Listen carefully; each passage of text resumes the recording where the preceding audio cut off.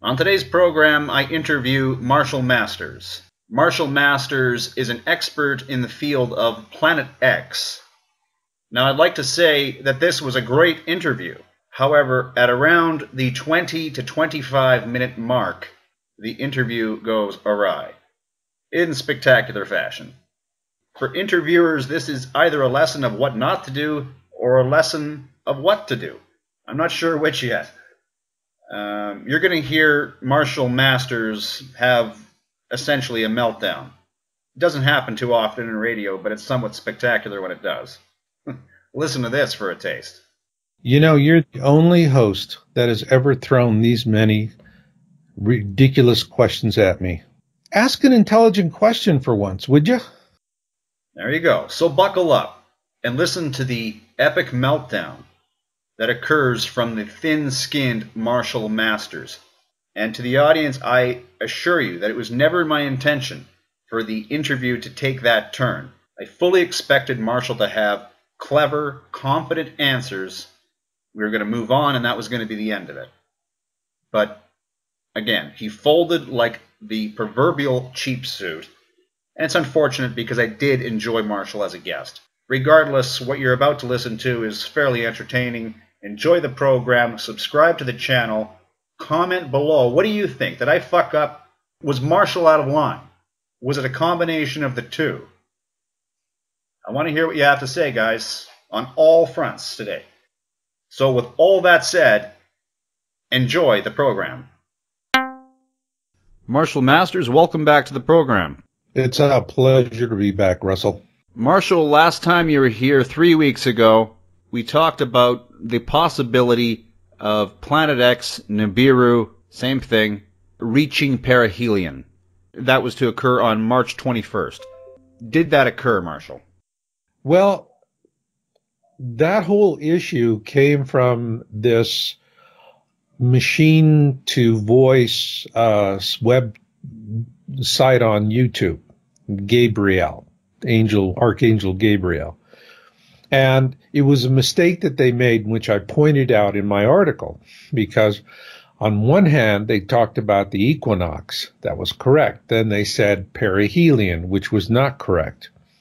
But it did lead me to an interesting question that, with this new batch of images that I'm seeing, and I get it every day, people are sending me stuff, but we're starting to see a bluish tint on a lot of these reports.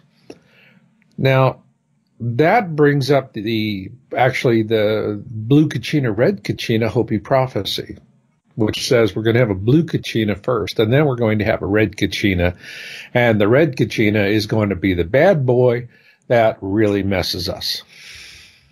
So if we look at this as a Doppler effect, all right, then it becomes understandable.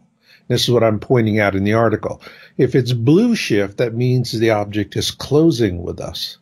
But if it's because the light waves are compressing, but if it's going away from us, all right, then it's an issue of red shift.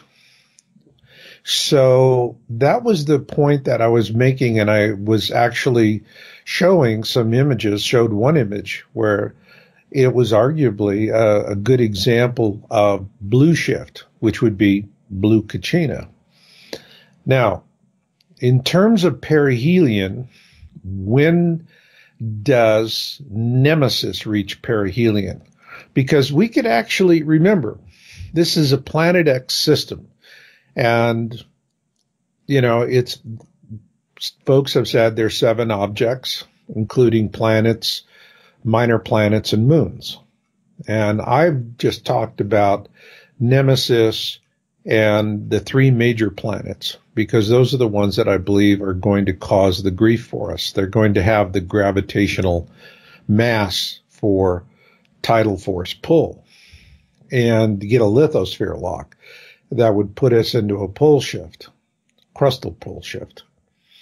So we could very well have something where one of the planets in that system reaches the point of perihelion for that system before Nemesis does, which means we could see something rather varied.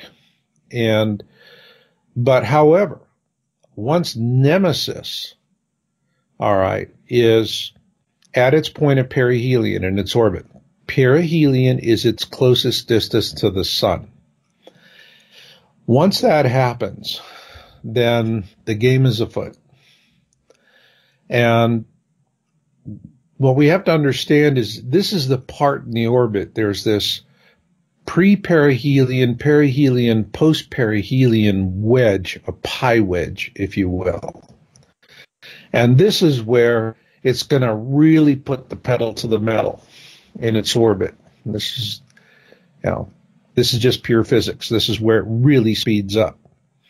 And I go back to what Major Ed Dames said, because, I've been following his work since 2004. And in 2004, when he first started talking about the kill shot, and he talked about the kill shot, which is a cosmic sprite, all right, a solar sprite, cosmic lightning, excuse me.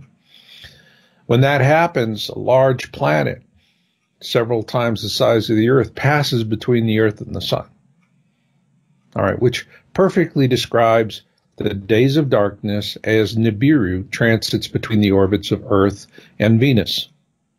And yes, it'll be completely dark. It's not, where we have a lunar eclipse and we have that beautiful halo around it. There's no halo. It's just everything goes pitch black, period. Will be for a few days. And so that's what we're really talking about. So did, this mistake in this Archangel Gabriel video of March 20th, confusing it with the equinox, that was just a mistake. And that's all there was to it.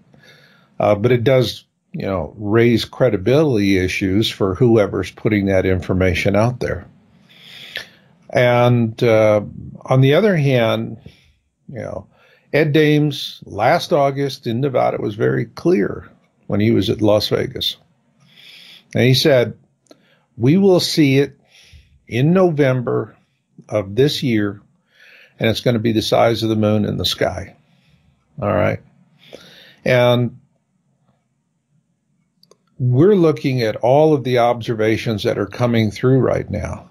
And I'm not seeing anything that dissuades me from the case that Ed Dames is making, which is the same was made in 2008 by Bob Dean, and a very fine gentleman, a government whistleblower. And he was, one of those sergeants with an arm full of rockers and chevrons who had all the top clearances because he was the guy working in the vault. And what he said back in 2008 about 2017 was, we're going to see it. And in his exact words, take it to the bank.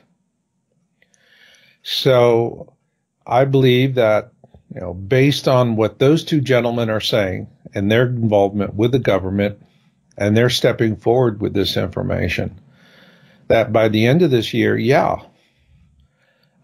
there's going to be no question about it. I mean, in my mind, there's no question about it now. I'm seeing really good quality reports. I'm also seeing stuff that is, dances with clouds. I have a glow here. I have a glow there. It's like, great. You have glowing clouds. Whoopee. All right. Also, people send me, smartphone photos. I don't like smartphone photos. They're just not reliable. Give me a smartphone video. That's something different. I'll take a look at that. But, this is something where I always respond to them. What did you see with your own two eyes? Because what I'm looking for is an image that corroborates an eyewitness observation. And there, 9 times out of 10, they disappear like a fart in the breeze.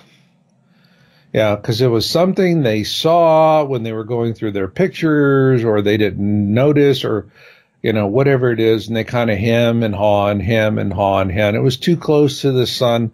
Well, when I hear them say it's too close to the sun, then I know that, this is a midday image. All right. You're not going to see something that's behind the sun midday. You're going to get lens flares, lens aberrations, but you're not going to see what we're looking at unless you're around sunrise and sunset, at which point you can look and see what's in the sky. So, we have a lot of wannabes, a lot of people who's, the ones that really get me is that they take a picture at night and there's a white dot in the sky and it's pitch black. And they go, "What's this, Marshall?" And I answer, "It's a white dot on a black sky." It's just the obvious. But still, they just send those things to me.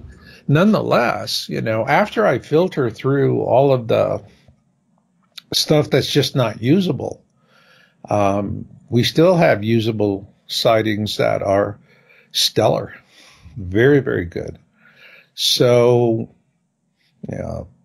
people they want to know an exact date. Well, hey, if you haven't noticed lately, we do not maintain a space-based observatory. The government does. We just have a website. And I sure would like to have the resources. I sure would love to be able to see what the government can see. I'd love to be able to see what the Vatican can see. I'm going to cut you off there. So the government can see these things. They say there's nothing there. What do you say to that? And remember, it's not just the government. It's every scientist on Earth with a telescope capable of observing the universe. All right. Well, there's an old saying, the golden rule, he who has the gold makes the rules. And there's a lot of suppression on this. There are things, it's general common knowledge. Ask airline pilots about UFO sightings and what do? Mumble, mumble, mumble, no, no, no, no, no, right? Because they know if they start talking about UFO sightings, they'll lose their job. It's that simple. So it doesn't matter what they see. They keep their mouth shut. It's an economic clamp. The same thing goes with professional astronomers. All right. It's an economic clamp. Government controls a vast amount of the funding for all of this. The Vatican controls a good portion on their own. And if as an astronomer that, you're walking into a minefield, if you start talking about this, you don't walk into the minefield. You got a family to take care of, mortgage payments to make. You need to get your work funded. So you do something else. There's plenty else to do. Now, what about the people who do, professional astronomers, who get stepped on? Classic case in point. What is the government talking about now? Planet 9. Planet 9, Planet 9, Planet 9. I call it Planet 9 from outer space. Okay, for that old terrible sci-fi movie. Now, the reason why there's this big Planet 9 thing, and even members of the media have said, no, they're talking about Planet X. This 9 is nonsense. Is that there was this huge telescope array in Chile, and they made observations of two distant objects in our solar system. One, a superplanet several times the size of Earth, and another which they believe to be a cold brown dwarf star. They published white papers on this. They were doing good science. They went out and said, okay, folks, let's all go turn our scopes out and go find these things, and let's see what we see. And if we got it wrong, we'll be happy to pull the papers. We just want to do good science. Well, what happened after that was you get this Mike Brown guy, Pluto killer. He's an arrogant guy. All right. And Jeff Bezos with the Washington Post teams up with him And they publish articles that absolutely smear these astronomers in Chile. I mean, they smeared them. They humiliated them. Not only that, they smeared Percival Lowell and Clyde Tombaugh. Clyde Tombaugh was the guy who discovered Pluto. They smeared them as well because Percival Lowell founded the Lowell Observatory in Flagstaff specifically to find Planet X. Tombaugh was looking for Planet X when he found Pluto. And it wasn't until they were able to observe Pluto's moon Charon that they were able to determine that it lacks sufficient mass to be Neptune's perturber, Planet X. All right. So now what happens is the Washington Post humiliates and smears dead astronomers and live astronomers alike. Why? Because one of the white papers, and I knew it was going to happen, happened to say, we believe it's a cold brown dwarf star, which raises the prospect that we live in a binary star system. We have a multiple sun system. This is the taboo. Okay? Think back what happened in history when somebody said, you know, I think the Earth actually revolves around the sun. That didn't work too well for him, did it? Church crucified him. All right? You're going against vested interests who are going to want to make sure that they keep the lid shut, that they control the conversation. So professional astronomers, they know. They'll get smeared. What happened to those guys in Chile? They didn't have any help from anyone else in time that they were asking for when they published their papers. They had to pull their papers under political persecution. Let me state that again. They had to pull their papers on actual observation sightings under political persecution. So for people out there that go, well, if it was this big, the government would tell us about it. Really? Ask this same person, do you think our government tells us the truth about everything? Everything? And they'll say, well, no. But something this big, they would have to say something. Really? Where is that written? Is that written in the IRS tax code? Is that written in the Constitution? Did Congress pass a law? Did someone come down from a mountain with a stone tablet and said the government has to be honest about something this big? No. It's a dumbass assumption. That's it. Anybody who says the government has to be honest about something this big, to quote William Shatner from Star Trek IV, a double dumbass on you. You're citing Ed Dames. He claims it's going to come in November. Others are saying the same thing. But what are you saying, Marshall? What I'm saying is, what I tell everybody is, look, everybody wants a date. You know what I've learned through all the years of reporting on Planet X? Give somebody a date, and you know what they do? Sit on their ass. It's the fastest way to make people do nothing. Give them a date. All right? That's the reason why I won't play that game. First off, we don't know the exact celestial mechanics. This is not an object that is, comes through all the time. This is a newbie. The Vatican's watching it. The government's watching it. They know what the ephemeris is. They know where it's going to be and when it's going to be. All I can say honestly to the public is it's like an Amtrak train. You don't know exactly when it's going to arrive at the station. You just know that it will. And that's the simple truth of it. So you're not willing to vouch for Ed Dames' claim of November then?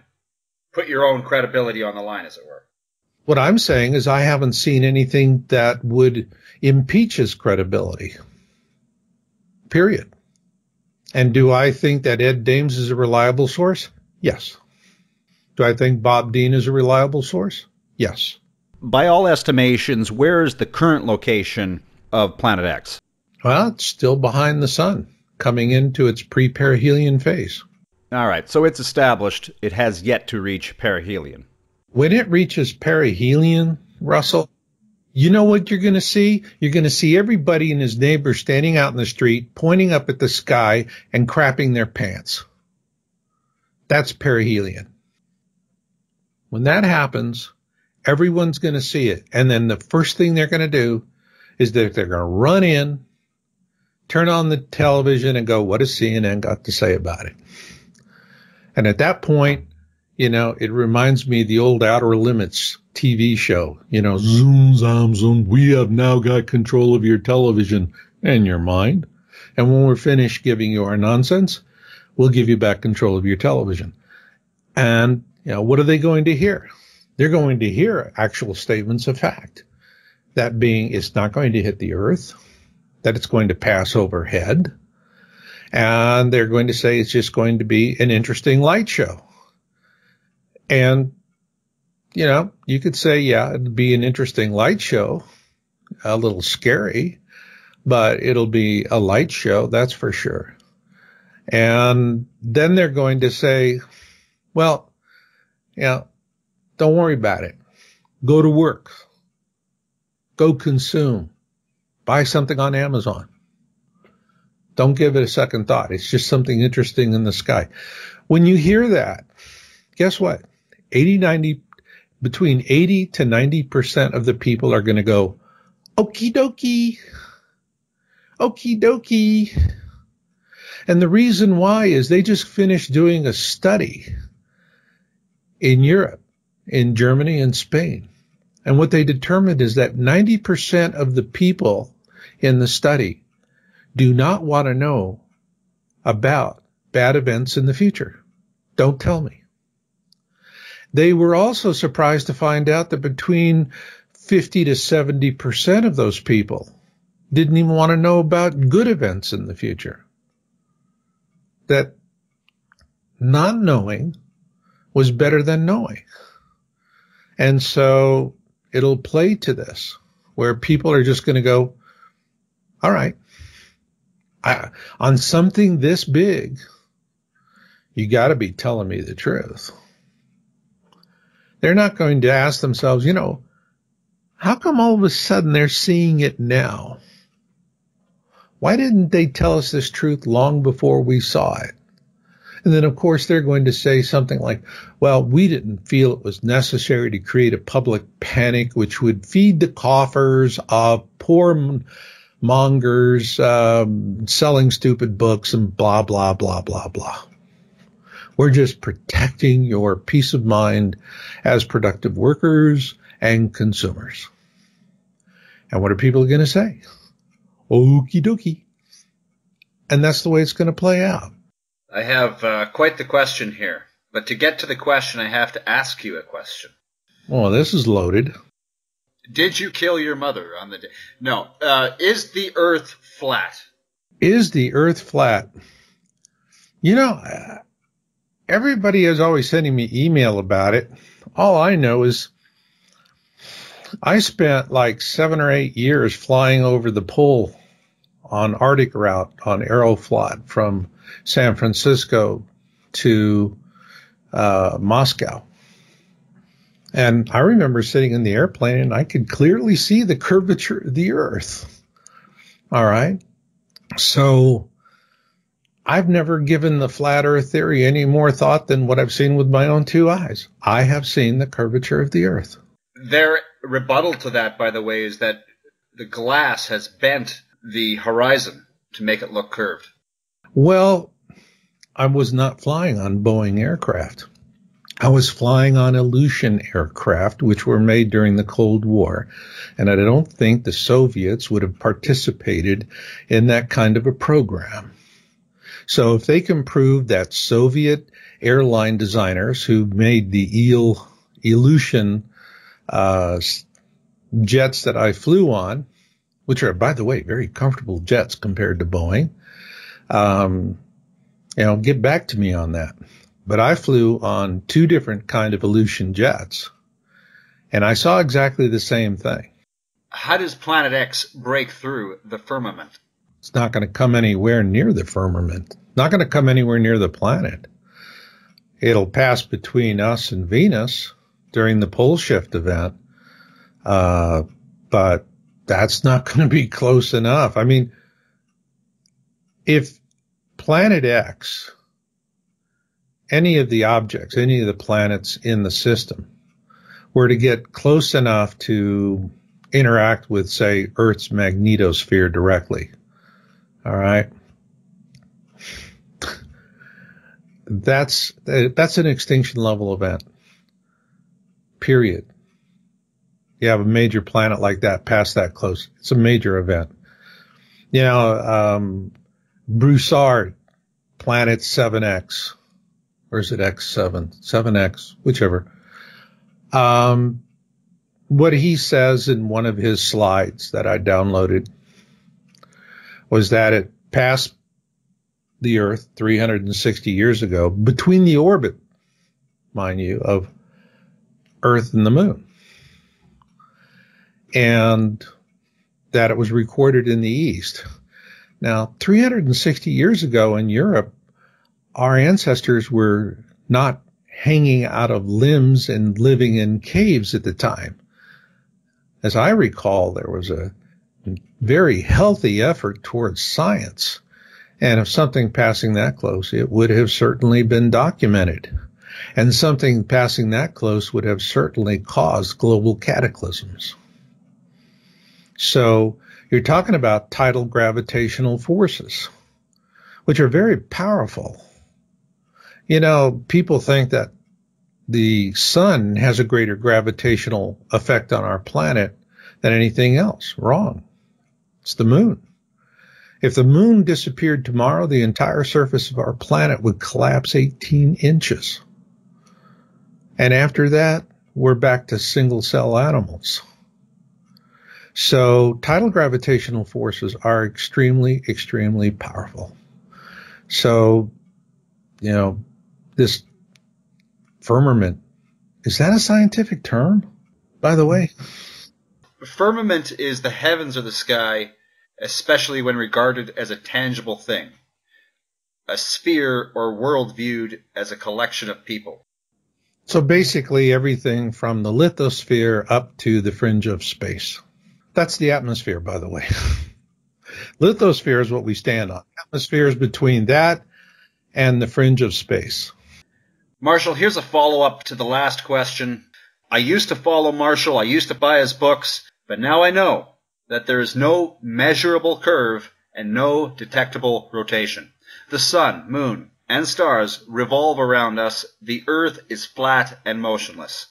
So don't worry, we are safe from stuff like Planet X. Well, I'm sorry he feels that way. Marshall, a lot of people feel this way. This flat Earth. Look, I am not going to, you know, to me, that's what I just heard from you is denial logic. Okay? It is denial logic.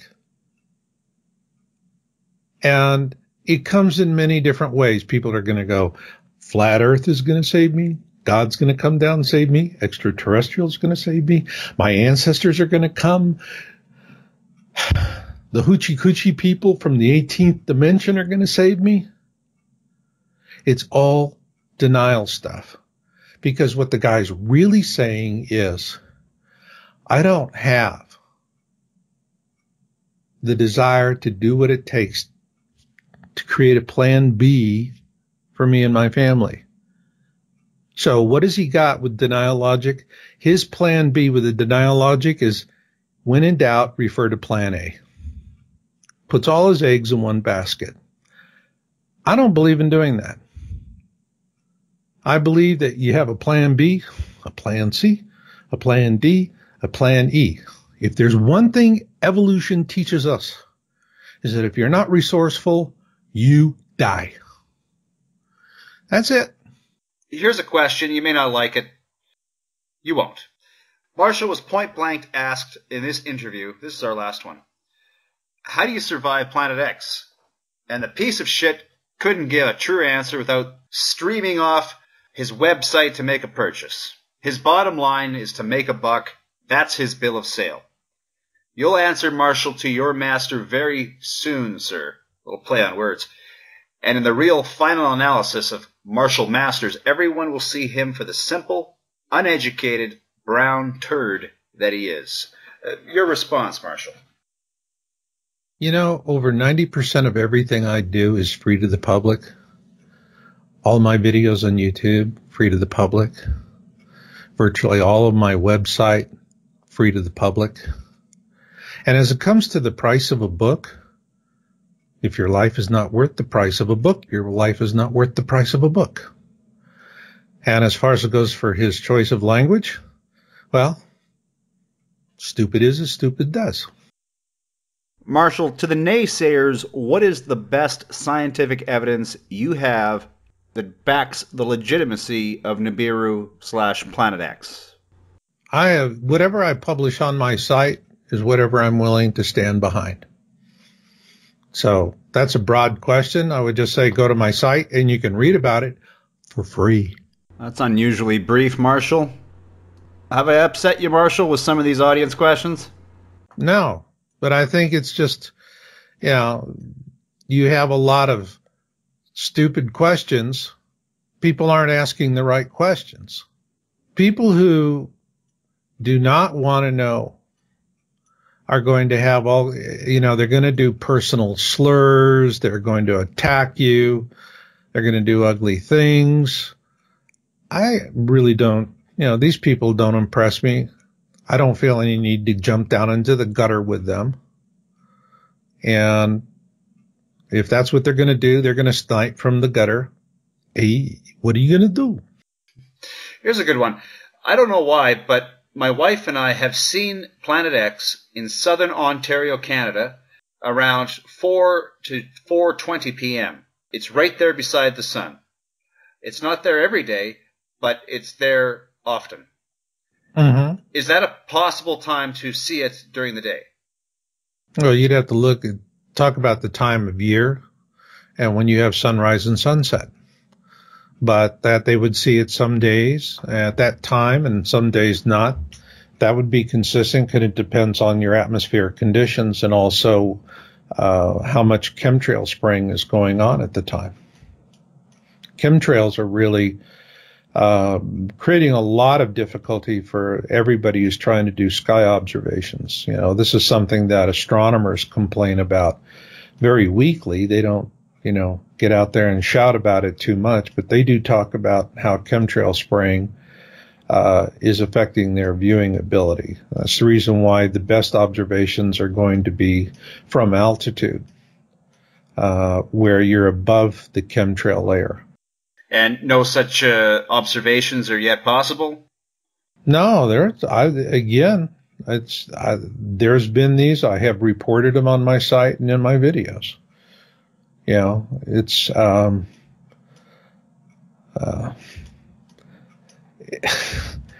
you know, I mean, if you're going to criticize a man's work, do the respect to even see what the guy's doing instead of shooting from the hip. Wouldn't you agree? Well, people are reactionary. We talked about last show. Extraordinary claims require extraordinary evidence. So this kind of comes with the territory, no? Out of fairness. What if somebody just said, Russell Scott is on radio. He's a corporatist scumbag working for the elites. Yeah, I get that a lot. By virtue of the fact. You get that a lot. Is that you, Russell? No. Okay. So, you know, thanks for sharing the poop. You okay? Yeah, I'm here. You want a break or what? No, let's just wrap it. Russell? Yeah. This is tedious shit that it's going nowhere. There's no good, solid information going on here. It's responding to a bunch of people who are flipping shit, and they're getting time on the air for no good reason at all. There's nothing constructive coming out of this. Well, that's why I'm asking if you have some scientific stuff to share with the audience. I have done that on previous times I was on the show. They can go to my website. They can watch my videos. What? Do I gotta feed them Pablum by hand? Is that what they want? Hold me, cuddle me, tender me because I'm too lazy to do my own homework? These are people who got through school on a D+. Ask an intelligent question for once, would you? These questions aren't intended to upset you, Marshall. They're intended to elicit a response. You have to have an answer to these questions, as ridiculous as they may be. They're frequent. They're commonly asked questions. What's the response? You know, you're the only host that has ever thrown these many ridiculous questions at me. You're the only one who has ever done something like this. And we're sitting here in this conversation, and I'm going, fine. You got people throwing dirt. You made your point. I mean, at this point, what's the point of going on? Russell, I'm tired of it. I just would like to end this and move on to something else. I got other things to do. Okay, well, for the audience, they can visit marshallmasters.com. Great website. You can look at books for free, read all the articles. All the scientific stuff is there that backs up the claims. And Marshall, it's been great having you on the program. Well, it wasn't a mutual experience.